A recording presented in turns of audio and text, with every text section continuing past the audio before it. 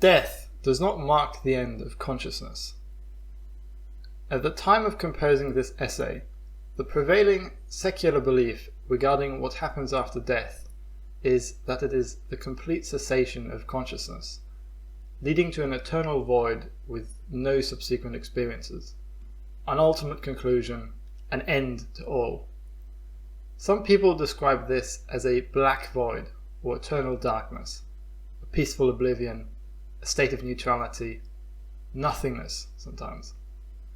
While in recent times more and more people seem to acknowledge that the absence of experience cannot be personally felt, and thus such states of nothingness or black void shouldn't be anticipated, it appears that many people still subconsciously harbour this belief. To illustrate this, I would like to present a thought experiment initially introduced by American philosopher Tom Clark. It is called the transformation thought experiment, and it goes as follows. Envision an individual, let's call him John Doe, JD, who consents to a skilled surgeon conducting a minor modification to his body. JD is put under anesthesia and the operation is performed. Upon awakening, he finds himself slightly altered. His musical preferences have shifted, yet he remains identifiable as the person he was before the operation. Note also that he has no perception of the lack of consciousness that occurred during the anesthesia, as not being conscious cannot be experienced by the subject self. JD is under the impression that he went to sleep and woke up immediately, even though many hours may have passed in reality. Let's consider a subsequent operation, changing something of the patient once again. This time, JD wakes up with a slightly longer nose, and he is also a bit more grumpy than he was before. Nevertheless, we are still talking about the same JD.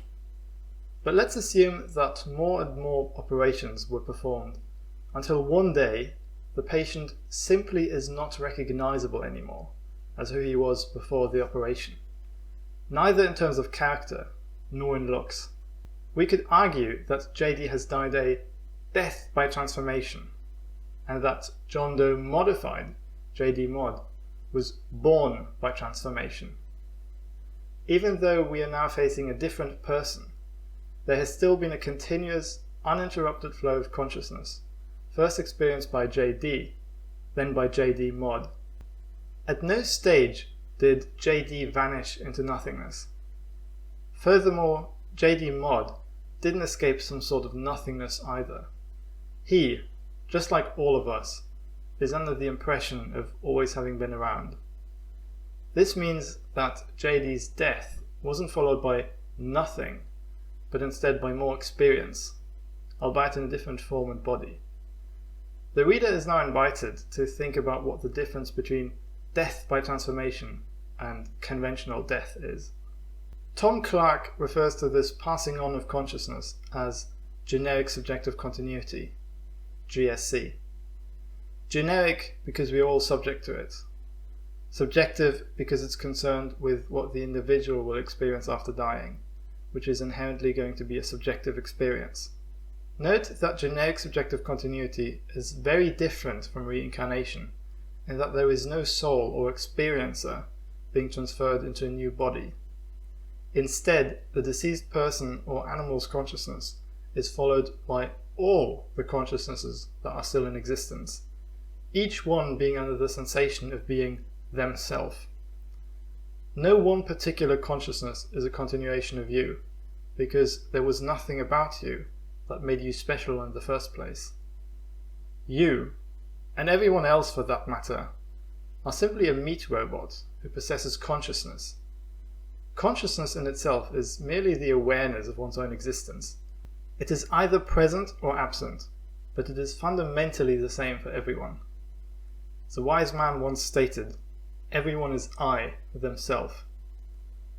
So if you didn't exist, either because of death or not having been born in the first place, you would have been a different consciousness instead. Nothingness is not an alternative to existence. I'll explain this in greater detail in the following chapter. Nothingness as an alternative to existence. There is a small but not insignificant number of people who subscribe to antinatalism, a philosophy that proclaims that it is almost always, or always, wrong to procreate. One of the most popular arguments for antinatalism is the asymmetry argument. Proponents argue that while suffering is bad and pleasure good, the absence of pleasure is not bad, as nobody is deprived of it, yet the absence of suffering is good. Therefore, any life that includes even the tiniest bit of suffering, that is, every life in practice, should not have been started. I believe that this argument runs into the problem of being rather inconsistent. If one argues that the absence of suffering is good, then one should also assert that the absence of pleasure is bad. Conversely, if we maintain that the absence of pleasure is not bad because there is nobody deprived of it, then we should, by extension, argue that the absence of suffering is also not good, as there is nobody deprived, or maybe liberated, of their suffering.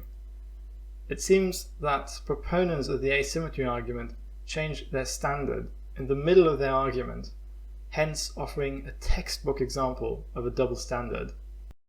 Another very common argument for antinatalism is that suffering generally outweighs pleasure, and that not coming into existence is therefore preferable.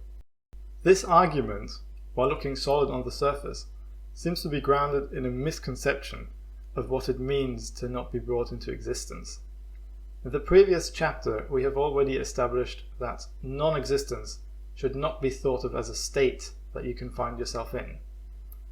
It is not a black void, eternal darkness, etc. It is simply not. And what is more, it is logically impossible to imagine it. But if we want to compare something, we need to have an idea of what it is we are comparing. A statement like X is better than life is completely meaningless if we don't know what X even is. In order to make a comparison, we need two reference points, the things we are comparing, and both of them have to be conceivable. Let's bring this into proper form. Premise 1. Something can only be deemed better or worse than something else if the things we are comparing are conceivable. Premise 2. Non-existence is not conceivable. Conclusion. Non-existence cannot be deemed better or worse than existence. To support a statement like X is better than life, we need to fill in the gap for X. Non-existence is better than life. Yet it is logically impossible to imagine nothingness, so instead we imagine the next best thing our brains allow us to conceptualize, a state of reduced awareness and a general numbness toward any sort of feeling, a black void. But this is of course not the nothingness we were seeking to describe, but a fictional state. Note that all of this happens automatically once we are asked to compare something inconceivable. The important thing is to notice this and point out that the comparison is nonsensical. Let me give you another thought experiment to demonstrate this point even further. Imagine we had a universe that was devoid of all conscious life except for 10 beings. These beings all experience 60% suffering and 40% pleasure in their existence. We are now faced with the possibility of pressing a button that will create an 11th being that would also experience 60% suffering and 40% pleasure. Should we press the button? With the exception of a few people who attribute an intrinsic value to life, and those that deny that suffering and pleasure can be measured at all, most people intuitively feel that putting this 11th being into existence is wrong. After all, we have created a certain amount of suffering without getting sufficient pleasure in return. But now the question arises who the victim of our immoral decision would be, should we decide to press the button anyway. It can't be any of the initial 10 people, as nothing has changed for them in any way, shape or form. But neither has anything changed for the 11th being. Keep in mind that their previous non-existence does not have any philosophical relevance. We cannot say that their existence is worse, as we are lacking a second reference point. Instead, our subject will be under the impression of having always been, just like everyone else does. The average existence in this universe entails 60% suffering and 40% pleasure. This average remains consistent as we introduce more subjects. So what counts is not the amount of suffering, but the ratio between suffering and pleasure. As tough as it might be, we should come to terms with the fact that consciousness is a fate we are all doomed to. It is inescapable. Let's have a look at a modified version of the same thought experiment now.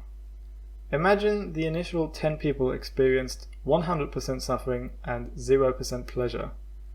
The 11th being would experience 75% suffering and 25% pleasure.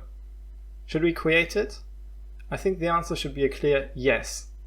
Despite the 11th person living a net negative life, their creation has made the average existence slightly less terrible than it was before. The reverse situation holds true as well. If everyone's life consisted of pure bliss, then creating a happy person who would have to endure the occasional upset would be wrong. Admittedly, this is very difficult to apply to the real world, as we would have to factor in all lives, even those of wild animals and aliens, if they exist. The point of this chapter was to demonstrate that most people wrongly treat non-existence as an alternative to life. Summary.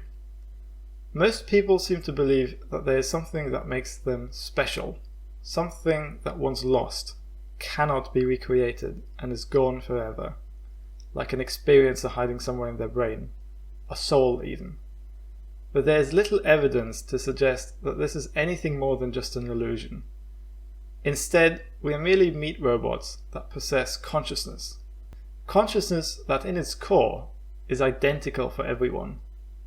Once we die, our consciousness is no more. However, other consciousnesses remain, all of which are under the impression of being I. Therefore, our death is not followed by nothing, it is followed by all the consciousnesses that succeeded our passing away. No memories are retained, and therefore no being will ever actively be aware that generic subjective continuity has occurred.